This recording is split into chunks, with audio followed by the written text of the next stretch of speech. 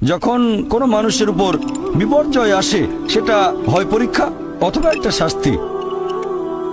যে লোকগুলো আল্লাহ তাআলার পথ থেকে দূরে সরে গেছে তাদের জন্য এটা শাস্তি, আর যারা আল্লাহর পথে আছে তাদের জন্য পরীক্ষা।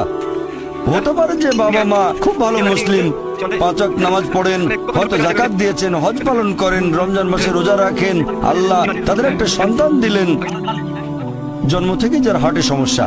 সত্যিকারের মুসলিম, সত্যিকারের মুমিন বলবে আলহামদুলিল্লাহ, আল্লাহ তাআলা তোমাকে অনেক ধন্যবাদ।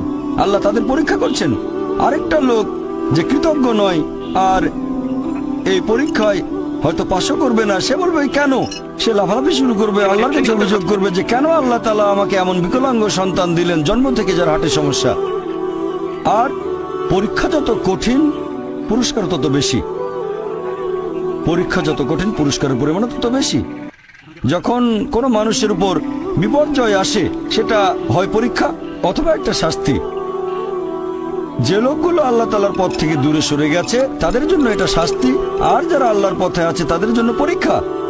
হতে পারে যে বাবা মা খুব ভালো মুসলিম, 5 ওয়াক্ত নামাজ পড়েন, হয়তো যাকাত দিয়েছেন, হজ পালন করেন, রমজান মাসে রোজা রাখেন, আল্লাহ তাদের একটা সন্তান দিলেন জন্ম থেকে যার হার্টে সমস্যা। সত্যিকারের মুসলিম, সত্যিকারের মুমিন বলবে আলহামদুলিল্লাহ, আল্লাহ তাআলা তোমাকে অনেক ধন্যবাদ। আল্লাহ তাদের পরীক্ষা করছেন। আরেকটা লোক